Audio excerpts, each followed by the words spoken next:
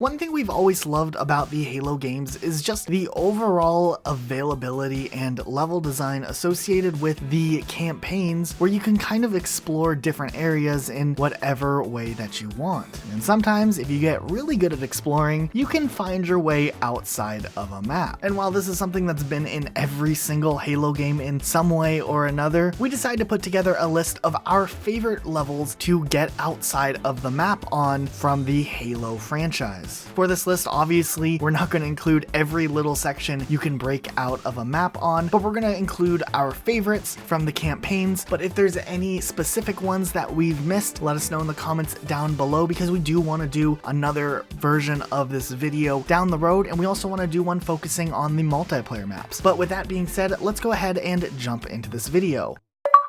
First up, we're looking back at Halo Combat Evolved, and we wanted to look at the map Assault on the Control Room. At the beginning of the level, the Pelican flies in and drops off the players into the opening area and then flies off. However, if you're playing in this level on co-op and you turn around and look at the Pelican and hold down your Enter Vehicle button right when the Pelican drops you off, you can actually hop back into the Pelican and fly away with the Pelican. It's a pretty interesting ride that kind of goes in various directions before going all the way down into the drop-off. Eventually, you'll be forced out of your seat, and you even get the option to flip the Pelican, which is interesting because you never actually have this opportunity any other time in a Halo game. So maybe at some point you were supposed to fly a Pelican in the earlier development days of this game. Once you're ejected from your seat, you can jump out, and if you're lucky, you can maybe land on a platform. When we recorded this, we weren't ever so lucky, but it's still a pretty fun level to escape on. Next, we're moving to 343 Guilty Spark, which is one of the more popular ones, where if you jump on top of the Pelican and ride your way up right after the beginning of the level, you can actually jump off and land on a little cliff, which leads you to the outside of the map, where you can explore through the trees. You can find a random marine that just stands there, and if you walk far enough away, you can find an area that kind of looks like Minecraft Flatland, so that's kind of neat. Moving forward onto Halo 2, the level Outskirts is really widely known as one of the most popular maps to get out of the map on, mostly because it's really easy to do, and there's just so many different things hidden along the way that you can find. If you travel far enough out of the map, you can completely break some of the geometry, and it looks kind of funny, but this is just a fun one because there's a lot of areas to explore. Similarly, if you go onto the next level, Metropolis, there's a few places you can also get out of the map on by either doing a grenade jump with the Sputnik skull or stealing a Banshee at the right time, and you can even find the hidden Scarab gun and soccer ball and mess around there. Delta Halo is another really fun map to break out on because there's so much area that you can explore. If you just grab a ghost and boost in the right spot, you can speed up the cliffside and check out the out of bounds area over there. You can even find a hidden doll down towards the bottom section of the cliff, or at the beginning of the level with a perfectly timed grenade jump with Sputnik, you can jump out of the map there and walk around the entire boundary of the level. Also in Halo 2 on Quarantine Zone, if you do another grenade jump with Sputnik on, you can climb up this snowy cliffside and walk above the map. Now on old graphics, it's not really anything too interesting, but if you're playing on anniversary graphics, you can see a sky view of the entire level, and it's really unique. Unfortunately, you can't skip through the level and get down, but it's still nice to look down at all of the view. On the level Regret, there's a quick and simple grenade jump you can do right after you leave the first area and jump over to the side platform. Here you can find a toy, an Easter egg, and you can even grenade jump a little bit higher. There's not much to do over here, but it's an area that wasn't necessarily as intended for players to go to without the Sputnik skull on. You can also jump on the gondola, and if you're quick enough, you can even trigger it to skip a huge portion of the level for you, making the run of this level a lot faster. Uprising is another great Halo 2 out of map area where you can just do a quick jump up to a little green cliffside where you can skip the entire ghost driving part and just walk walk from a sky view through the level. You can either trigger the end of the level or explore some more, as there's a lot to see. You can even see the ending of the next level from the tallest mountain. On the Just Okay journey, you can actually get out of the map in two ways: by taking a Banshee all the way to the top area and jumping up at the right time. You get a nice view from here, but if you want to get the ultimate view, you can take a Spectre through the water, drive up the cliffside, and somehow scale the mountain at almost 90 degrees and reach the tip-top point on this map. In Halo 3 on Sierra 117, if you and a friend stand in the corner and the bottom player walks into the wall and starts jumping while the other player just stands on top, you can perform a butterfly jump in the top corner of the end of the level and reach the cliffs above the building compound. This can allow you to explore the entire forest area up above that section, and you can even find the hidden caveman and see him up close. On Crow's Nest, at the beginning of the level when the phantoms come in, if you are quick enough, you can jump on a deployable shield and stand on one of the yellow platforms and leap into the phantom. Then, at the right time, detach the turret, and as the phantom begins to take off, jump onto the other turret, and the game will take you out of bounds. From there, you can stand up on the cliff, walk around a little bit, and you can even look back at how far you journeyed away from the mission you're supposed to be on. But at the end of the day, at least you know that that base was pretty hidden. On the Covenant, there's actually two sections you can break out of the map on. One of them is early on when you're entering the first citadel to activate the beacon. You can steal a ghost and boost your way up onto the building. Then from there, you can scale the cliffside and actually go to the area where the level ends at. There aren't any skips that you can do here, but you do get to see some really interesting sceneries. And alternatively, at the end of this level, if you fly a Hornet the right way behind the kill barrier underneath the final citadel and then fly it upwards, you can actually break the sky barrier and fly up onto the cliffs back the way you came. And while there's not too much to do over here, you do get a pretty psychedelic view that might make you or your other players playing with you pretty sick. So that's cool. On the final level, Halo, you can actually get out of the map in two different parts. Early on, when you are fighting against the flood and you're waiting to clear the flood, you can actually jump up on the door frame and make your way up to where Sergeant Johnson is, which is really helpful if you're playing through this on like Lasso or Legendary or going for the annual achievement, because you can walk up that whole ridgeline and no enemies can attack you. And if you kill Sergeant Johnson, you can actually pick up his Spartan laser, which usually has unlimited ammo with it, which is a nice touch too. Later on in the level, as you're doing the driving section, if you jump off at the right pillar and have your teammate stand in a corner, you can perform another butterfly jump and make your way all the way to the top section of the level. And there's a ton of places you can walk around and just see what's going on. Just eventually, you might randomly die for no reason. And while Halo Reach has a ton of sections where you can get out of the map on, one of our favorites from Reach was on New Alexandria, right after the Falcon drops you off in the last section. From here, you can go to the far area of the firefight section and jetpack onto the cliffside behind the building. From there, there's a huge area that you can explore, as they had to texture this section of the level because you fly by it on the way in. And honestly, there's just a lot of really interesting architecture that you can climb up or fly around. There's picnic tables, and there's even the water in some sections that you can just walk on that looks really funny. On the level Pillar of Autumn, we found another one that was really fun. As you play through this level, there's the section where Carter destroys the Scarab, and from here, you can actually backtrack by either grenade jumping or jumping on your teammate's head all the way back to the broken bridge. From there, you can make a well-timed jump and get back on the other side and see a little section of the area that you technically weren't supposed to be able to backtrack to. All the enemies are gone randomly, and eventually it just randomly teleported us back to where we were supposed to be. I guess we broke it too far, and this was a new feature they added in Reach. But later on in the level, if you keep a armor lock with you until the very end and you get to the final firefight section, after surviving a few waves, a phantom will fly really close by a section by a tree and drop off some enemies. If you're quick enough, you can jump up on the tree branches and leap to the phantom. Once the the Phantom starts to take off, activate your armor lock and break out of the map and jump off the left side of the wing right when you get over some rocks. And if you do it correctly, you will survive and you can explore a pretty big section on the side of the map that have a ton of different rocks that you can climb up. Later on, we made our way all the way on top of the structure that we came in from and even paid Emil a visit when he was on the Mac gun. Actually, we switched him out and were able to jump on the Mac gun early before the elite even killed him. So he just kind of stood there. In Halo 4 on Composer, you can get out of the facility by using your boost into the wall after loading in a certain section of the level. This one is a little bit more tedious than some of the others, as you just stand in a corner boosting and hoping that it eventually works. But once it works, you can walk around the outside a little bit. Just be warned that there's a lot of those instant teleporter sections that'll teleport you back into the map randomly if you journey too far. Still, it's kind of an interesting area to somehow survive to. In Halo 5 on the level Osiris, if you're willing to clamber up the side of a mountain a bit, you can actually climb up really high. Be careful to fall through random places that are textured but not actually built as a platform, but if you do it correctly, you can actually get well out of the map and get a really interesting view of the skybox. But those were just some of our favorite places where you can go and explore outside of the map from the Halo games. Which one was your favorite, or do you have any recommendations of out of the map sections that you personally like to do? If so, let us know in the comments down below. Otherwise, guys, that is it for today. Be sure to subscribe for more videos like this. We really like to uncover secrets hidden throughout Halo, and we'll be sure to catch you guys next time with a brand new video. Bye, guys.